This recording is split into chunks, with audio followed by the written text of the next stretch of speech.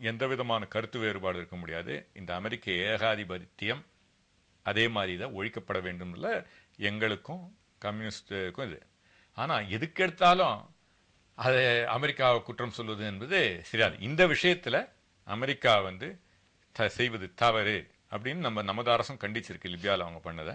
So அதுல அது வேற விஷயம். அதனால நம்ம நாட்டுடைய வெளிநாட்டு கொள்கைகள் பாருங்க, மறுபடியும் சொல்றேன், நீங்க பேசச்சே நான் ஒரு வார்த்தை நடுவில் பேசுறேன். அதனால தயவு செய்து நான் பேசச்சே நீங்க நான் ஈடுபடாதீங்க. ஒன்னுத்தையும் எதற்கெடுத்தாலும் ஏகாதிபத்தியத்தையும் முதலாளித்துவத்தையும் குறை சொல்லு. அவங்களுடைய இது ஆனா மக்களால நிராகரிக்கப்பட்டு விடுது வெஸ்ட் பெங்கால்ல. இதை சொல்லி தான் வெஸ்ட் பெங்கால்ல எந்த சொல்ல வேண்டியது. எதற்கு எடுத்தாலும் பேசணும். என்ன நான் சொல்றேன், எண்ணெய் வளங்களை கைப்பற்றக்கூடிய அளவில் அமெரிக்கா நடவடிக்கை இருக்கிறது. இதன் காரணமாக தான் இந்தியா போன்ற நாடுகளிலும் விலை நிச்சயமா கருத்து உடன்பாடு தான் முதல்ல சொல்றேன்.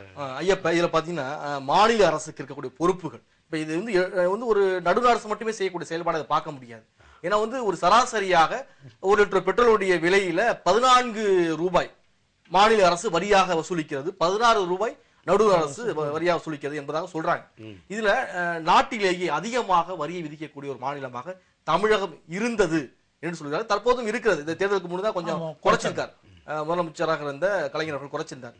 இந்த சூழல மாநில அரசுக்கு இருக்கக்கூடிய பொறுப்பு, இப்ப தமிழகத்துல இப்ப புதிதாக பொறுப்பேற்றக்கூடிய அரசாக இருந்தாலும் சரி, அந்த அரசு இதுல ஏதாவது நடவடிக்கை எடுத்தா இன்னும் குறைவதற்கு வாய்ப்பு இருக்கா? நிச்சயமாக எடுப்பார் என்று நம்புறோம். எடுக்க வேண்டும் என்று வலியுறுத்துறோம். இல்ல எப்படி எடுக்கலாம், எப்படி குறையும் நான் சொல்றேன். மாநில அரசாங்கத்திற்கு இருக்கிற அதிகாரத்தை அவர்கள் பயன்படுத்தணும். இந்த தமிழ்நாட்டினுடைய நிதி நிலைமை என்னன்றதை நான் கூர்ந்து கவனிக்க போறேன்னு சொல்லி நேற்றைக்கு பேட்டி கொடுத்திருக்கிறாங்க. இந்த பேட்டி கொடுத்த காலகட்டத்தில் தான் அந்த விலை உயர்வு என்பது அறிவிக்கப்பட்டிருக்கு. இன்னைக்கு பதவி வருமானம் எடுக்க போறாங்க. எடுத்ததுக்கு பிறகு உரிய நடவடிக்கை எடுப்பார்கள் நம்புவோம். இந்த அரசு நிச்சயமாக மக்கள் ஒரு பெருத்த எதிர்பார்ப்போடு ஆட்சி அதிகாரத்தை ஒப்படைத்திருக்கிறார்கள். அதற்கு உரிய முறையில் இந்த அரசு நடவடிக்கை எடுக்கும். கடந்த காலத்தில் வரியை குறைக்கக்கூடிய முன்னுதாரணங்கள் பல மாநிலங்கள் எடுத்து காட்டியிருக்கிறாங்க. அது போல செய்யலாம்.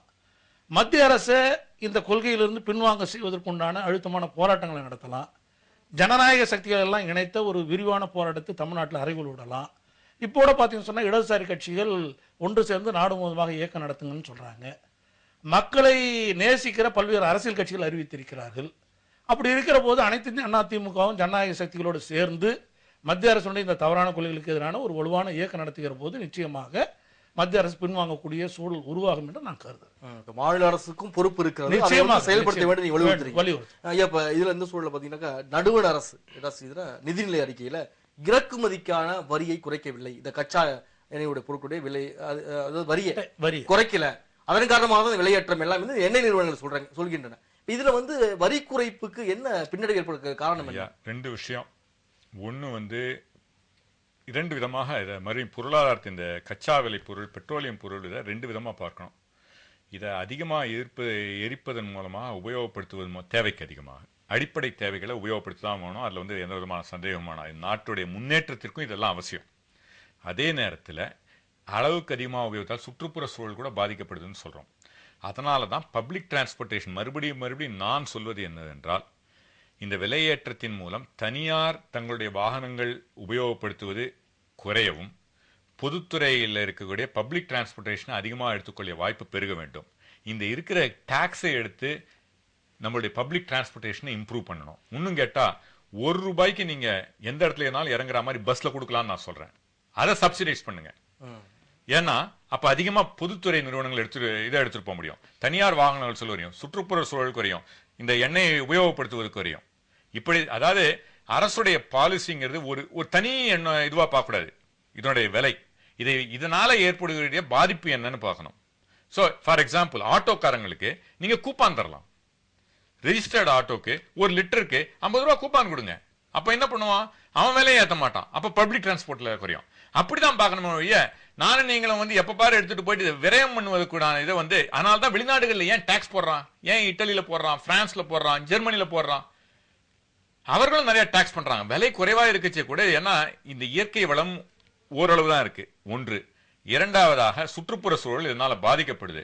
சோ எதை செய்யணும், எதை மறைக்கணும்? சும்மா ஒட்டுமொத்தமா எல்லாத்தையும் கிரிட்டிசைஸ் பண்றதுக்கு பதிலா இதை எப்படி ஆக்கப்பூர்வமா எடுத்து போகணும்னு சிந்திக்கணும். எதுக்கு எடுத்தாலும் ஒரு அரசை குறை சொல்வதற்கு பதிலா அதோட சேர்ந்து எப்படி நிறைய இதை செய்ய முடியும்னு பார்க்கணும். அதுதான் நான் வேண்டிய ஒரே ஒரு செய்தியை மட்டும் சொல்ல வரேன். ஏன்னா இந்த 10,000 கோடி சொன்னீங்க அந்த அரசு நிறுவனம் ப்ராஃபிட். ஆனா பிரணாப் முகர்ஜி சொல்லிருக்காரு போன வருஷம் 1,00,000 கோடி 100,000 கோடி சப்சிடி கொடுத்திருக்கேன்றாங்க. அப்போ நம்ம நாட்டுக்கு ஏற்படுகிற நஷ்டம் என்னன்னு உங்களுக்கு புரியும். 1,00,000 கோடினா பெட்ரோல் பொருட்களுக்காக 1,00,000 கோடி கொடுத்திருக்கிறதாக பிரணாப் முகர்ஜி இன்றைய பேப்பர்ல சொல்லியிருக்காரு. பேசுவீங்க. அதுக்கு முன்னாடி ஒரே இடம் தொடர்பு இருக்காங்க. மக்கள் வணக்கம். மக்கள் வணக்கம். ஹலோ வணக்கம் ஐயா, பெயர் சொல்லுங்க. நினைக்கிறீங்க சிவசுப்ரமணியம் சொல்லுங்க. அப்படின்னா இப்போ இந்த இது சொன்னீங்க எவாபரேஷன் லாஸை பத்தி யாரும் சொல்றதே இல்ல. நம்ம பெட்ரோலியம் ப்ராடக்ட் இந்தியாவில இவ்வளவு எவாபரேஷன் லாஸ் ஆகுறது. இப்போ ஃபுட் ஐட்டம்ஸ் எல்லாம் அது நம்ம ஸ்டோரேஜ் லாஸ் வருது, ரோடன் லாஸ் வருது, எல்லாம் நம்ம இது பண்ணிருக்கோம். இதுல எவாபரேஷன் லாஸை பத்தி யாரும் இது ஒரு ஒண்ணு கண்டுக்கவே இல்லை. ரெண்டாவது வந்து இப்போ கன்சம்ஷன் பேட்டர்ன் வைஸா ரேஷன் மாதிரி பண்ணலாமே. இதுக்கும் ரேஷன் கார்டு கொடுத்து இப்போ இது ஸ்மால் 2 வீலர்ஸ் வச்சிருக்காங்க, அவங்களுக்கு ஒரு மந்த்துக்கு இவ்வளவுதான் அப்படின்னு போட்டுனாக்கா சின்ன சின்ன போயிட்டு வரதுக்கு எல்லாம் யூஸ் இல்லாம மார்க்கெட்டுக்கு போயிட்டு வரது நடந்தே போயிட்டு வருவாங்களே, அப்படி திணிக்கலாமே. சரிங்க, அதாவது யோசனை நிறைய சொல்றீங்க. இப்ப அதாவது யோசனைன்னா இதுக்கான மாற்று பத்தி தான் பேசுறீங்க. ஆனா இந்த விளையாட்டத்தை தவிர்க்க முடியாதுங்கிறத நீங்க ஒத்துக்கிறீங்க. தவிர்க்க முடியாது நான் அப்படி அது சொல்லல. இப்ப வந்து தவிர்க்கிறதுக்குனாக்க நம்ம தான் இது பண்ணோம். இப்போ இருக்கிற ப்ரொடக்ஷன்ஸ் இந்தியாவிலேயே இவ்வளவு நம்ம உற்பத்தி பண்ணி இங்க இருந்து எக்ஸ்போர்ட் பண்ணலாம்னு அப்துல் கலாம் அவரே முன்னாடி சொல்லியிருக்காரு. இப்போ என்ன பண்றீங்கன்னாக்கா இப்ப எல்லாம் பிரைவேட் கம்பெனிஸ், இப்போ திருபாய் அம்பானி அவங்க வந்து கிருஷ்ணா பேசின், கோதாவரி பேசின் அப்படி எல்லாம் எடுத்திருக்காங்க. இதையெல்லாம் ஏன் பேங்க் எல்லாம் நேஷனலைஸ் பண்ண மாதிரி கம்ப்ளீட்டா கவர்மெண்ட் ஏன் நேஷனலைஸ் பண்ணக்கூடாது? நன்றிங்க, கருத்துக்க மாட்டீங்க. இப்போ வந்து இவ்வளவு சில யோசனைகள் எல்லாம் முன் வைக்கிறாங்க. ஐயா அவர்கள் கூட இந்த பொது போக்குவரத்தை வந்து வலியுறுத்தி நிறைய பேசுறாங்க. இது வந்து காலத்தினுடைய கட்டாயமாகவும் சொல்கிறாங்க. இப்போ வந்து இது வந்து வெறும் பெட்ரோலுடைய விலையேற்றத்துக்கு மட்டுமல்லாமல் சுற்றுச்சூழல் பாதிப்பை குறைப்பது, வாகன நெருக்கடிகளை வந்து குறைப்பது போன்ற பலதரப்பட்ட விஷயங்கள் கூட உதவியாக இருக்கும். நாம பேசுறது இன்றைய சூழல்ல இந்த பெட்ரோல் பொருட்களுடைய விலையேற்றம் இதை குறைக்கவே முடியாதா என்பது போன்ற சில வாதங்களை முன்வைக்கிறோம். இப்ப இந்த சூழலை பார்த்தீங்கன்னா இந்த இறக்குமதி வரி பத்தி ஐயாட்டோட கேட்டிருந்தேன். இந்த இறக்குமதி வரியை நடுவண் அரசு குறைக்கவில்லை, நிதி அறிக்கையில இதுக்கான எந்த விதமான அறிவிப்பும் கிடையாது என்பது போல வந்து இந்த பொதுத்துறை நிறுவனங்கள் வந்து புகார் சொல்கின்றன. இதை குறைச்சாலும் நாங்களும் குறைப்போம் என்பது போல இவர்கள் கை காட்டுகிறார்கள். இப்ப வந்து நீங்க சொல்லக்கூடிய வாதத்தின் அடிப்படையில் பாத்தீங்கன்னா 2 பேருமே வந்து கூட்டு கலவாணிகள். ஆனா இவங்க வந்து ஒருத்தர் குறை சொல்றது வந்து எப்படி இருக்கு? அதாவது மத்திய அரசாங்கம் வந்து வரியை வந்து குறைக்கிறதுக்கு என்கிட்ட இல்லை, பெட்ரோல் கம்பெனிக்காரன் தான் இருக்குது. பெட்ரோல் கிடைக்கிறது என்கிட்ட இல்லை, அரசாங்கத்துக்கு. நீங்கள் சொன்ன மாதிரி 2 பேருமே கூட்டு கலவாணி. யாரும் இந்த தேசத்தின் மீது சாதாரண மக்களின் மீது அக்கறை உள்ளவர்கள் அல்ல இவங்க.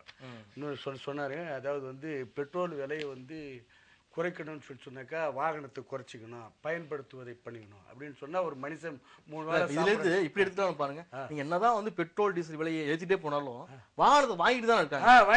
அதான் கேட்கணும். தன்னிறைவு மக்களுக்கு இருக்கிறது, வாங்கக்கூடிய சக்தி இருக்கிறது ஒத்துக்கிறீங்களா? அது என்ன காரணம்?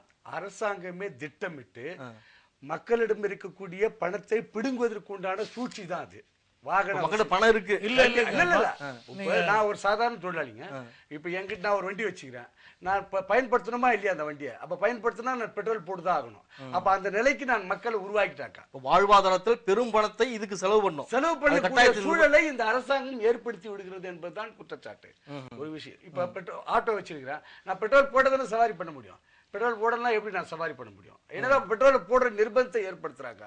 அப்ப ஏற்படுத்துகிற பொழுது வாகனங்கள் அதிகம் பெருகிட்டே இருக்குது.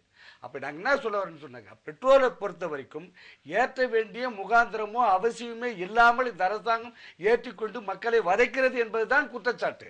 இது பண்ணணும்னு அவசியம் இல்லை, பல்வேறு வழிமுறைகள் இருக்குது. இந்த நாட்டில் வந்து வரி உருவாக்குவதற்காக மக்களுடைய நலன்களை மருத்துவம் இருக்கிறது, மருத்துவத்துக்கு நிதி கொடுக்குறாங்க, கொடுக்கணுமா கொடுக்கணும், அதுக்குண்டான வழிகள் எவ்வளோ ஒரு வசதி வாய்ப்புகள்லாம் இருக்குது, அவங்கெல்லாம் பண்றது இல்லை. இப்போ நான் போயிட்டு ஒரு சென்ட் இடம் வாங்க போனாலும் எனக்கு 13% தான் வரி கட்ட சொல்றான். அந்த பத்திரம் வாங்கி கட்டுறான்றான். பெரிய கோடீஸ்வரம் போய் இடம் வாங்குறான், அவனுக்கு அந்த 13% தான் சொல்றான். ஏன் அப்படி சொல்றேன்? பாரபட்சமான முறையில் இந்த விஷயத்துல வந்து இறுதியான உங்களுடைய பரிந்துரைகள் என்னவெல்லாம் செய்யப்பட வேண்டும் விரைவா சொல்லுங்க. உடனடியாக மத்திய அரசு அந்த வரி சீரமைப்பு செய்தாலே இந்த பெட்ரோல் விலையை குறைக்கணும். இந்த சீரமைப்பு செய்ய வேண்டும் என்பதுதான் இடதுசாரி கட்சியுடைய ஆலோசனை, பொருளாதார வல்லுநருடைய ஆலோசனை. ஏனோ மைய அரசு வலுக்கட்டாயமாக முடியாது என்று மறுத்து கொண்டிருக்கிறார்கள். அந்த மறுப்புக்கு எதிராக மக்கள் தங்களுடைய கோபத்தை வீதிக்கு வருவதை தவிர வேறு வழி இல்லை. நிச்சயமாக இந்த ஆட்சி தூக்கி எறியப்படக்கூடிய அளவிற்கு இந்த போராட்டம் எதிர்காலத்தில் வலுப்பெறும் என்று நான் நம்புகிறேன். இப்போ உங்களுடைய ரீதியான கருத்துக்கள்? அது மத்திய மாநில அரசுகள், மாநில அரசும் சேர்ந்து வரிகளை ஓரளவு குறைக்கலாம், அது ஒரு வழி. இரண்டாவதாக இந்த பெட்ரோல், இவர் சொன்ன மாதிரி இந்த பப்ளிக் டிரான்ஸ்போர்ட்டேஷனுக்கு சப்சிடி கூப்பான் மூலமாக, பெட்ரோல் இந்த இதுக்கு போச்சே, நீ இந்த கூப்பானை கூட நீ அவன் ரூபாய்க்கு பதிலாக இதை ஒரு 50 ரூபா அவன் வச்சுக்குவான், மீதி பணத்தை நீ கொடுத்துக்கோ, அந்த மாதிரி ஒன்று செய்யலாம். ஸோ ஏறக்குறைய பப்ளிக் டிரான்ஸ்போர்ட்டில் செய்கிற மக்களுக்கு பாதிக்கப்படாத அளவுக்கு இது செய்யலாம். இது இரண்டும் நான் இது உங்களுக்கு சமர்ப்பிக்கிறேன். சரி, உங்களுடைய இறுதியான கருத்துக்கள் என்னென்ன செய்ய சார்? 2 விஷயம் சார். பெட்ரோலியத்துறையை பொறுத்தவரை குறுகிய கால திட்டம், நீண்ட கால திட்டம்னு இருக்கிறது. குறுகிய கால திட்டம் வருகிற பொழுது பார்த்து சொன்னால் சாதாரண மக்களை பாதிக்காத அளவுக்கு மத்திய மாநில அரசாங்கத்தோட வரி என்பது குறைக்கணும். நீண்ட கால திட்டத்தில் பெரிய பெரிய எண்ணெய் நிறுவனங்கள், பெரிய பெரிய மென்ட்ரான் கம்பெனி போன்றவர்களுக்கெல்லாம் கொடுக்கக்கூடிய சலுகைகளை உடனடியாக இந்த அரசாங்கம் நிறுத்தணும். அதே சமயத்தில் இவங்க சுத்திகரிச்சு விற்கிறாங்கல்ல, ரிலையன்ஸ் போன்ற நிறுவனங்கள், ஆமாம், அது கொடுக்கக்கூடிய வாய்ப்பை ஏன் அரசே செய்யக்கூடாது என்று போலாம் கேட்குறாங்க. அதுக்கு தாங்க இடதுசாரிகள் நாங்கள் போராடி இருக்கிறோம். பொதுத்துறையை தனியார்கிட்ட தாரை வார்க்கக்கூடாது. இது இந்த நாட்டு மக்கள் பணத்தின் மூலமாக உருவாக்கப்பட்ட அமைப்பு, இது பொதுமக்களிடத்திலே இருக்க வேண்டும் என்பதுதான் நாங்கள் இடதுசாரி தொடர்ந்து போராடுறோம். இந்த அரசாங்கம் அதை செய்யவே இல்லைங்களா? மன்மோகன் நரசிம்மராவ் எப்ப ஆட்சிக்கு வந்தாரோ, இன்னைக்கு இருக்கிற மன்மோகன் சிங்கும் அன்னைக்கு இருக்கக்கூடிய சிதம்பரமும் என்னைக்கு நிதி அமைச்சராக இருக்கிற போது இந்த நாட்டில் புதிய பொருளாதார கொள்கை திட்டத்தை புதுசாக கூட இந்த நாட்டில் பெரிய பிரளயம் வரப்போது, இந்த நாட்டு மக்கள் எல்லாம் சுபிட்சமாக இருக்க போகிறாரு சொன்னவங்க இன்னைக்கு என்ன நிலைமை வந்துருக்கு பாத்தீங்களா? மோசமான நிலைமைக்கு தள்ளப்பட்டு அன்றாட காட்சிகளாக இன்னைக்கு மக்கள் வாழுகிற சூழலை இந்த மத்திய அரசாங்கம் தொடர்ந்து உருவாக்கி கொண்டிருக்கிறது. நல்லதுங்க. இந்த நிகழ்ச்சிக்கு வருகிற மக்கள் தொலைக்காட்சி பெருமைப்படுத்தி நன்றிங்க. நிகழ்ச்சியில் பல்வேறு கருத்துக்களை பதிவு செய்தார்கள். இது காலத்தினுடைய கட்டாயம், உலகளாவிய அளவில் ஏற்பட்டிருக்கக்கூடிய நிர்பந்தம் என்பதாகவெல்லாம் அமெரிக்க வி நாராயணன் அவர்கள் இங்கே சொன்னார்கள். என்றாலும் கூட இது வாகனம் வைத்திருக்கக்கூடியவர்களுக்கான பாதிப்பு மட்டுமல்லாமல் அத்தியாவசிய பொருட்களுடைய விலையேற்றத்தினால் சாதாரண மக்கள் கூட மிகப்பெரிய அளவில் பாதிக்கக்கூடிய அபாயத்தையும் உள்ளடக்கியிருக்கிறது என்பதை மறுக்க முடியாது. 2008ஆம் ஆண்டு $142 வரை ஒரு பேரல் கச்சா எண்ணெய் விற்கப்படும் பொழுது 54 ரூபாயாக இருந்த 1 லிட்டர் பெட்ரோலுடைய விலை என்பது தற்போது $90, $100 விலை நிர்ணயிக்கப்பட்டிருக்கும் பொழுது 67 ரூபாய் 22 காசுகளாக விற்கப்படுவது மிகப்பெரிய அளவிலான ஏற்றத்தாழ்வுகளை காட்டுகிறது.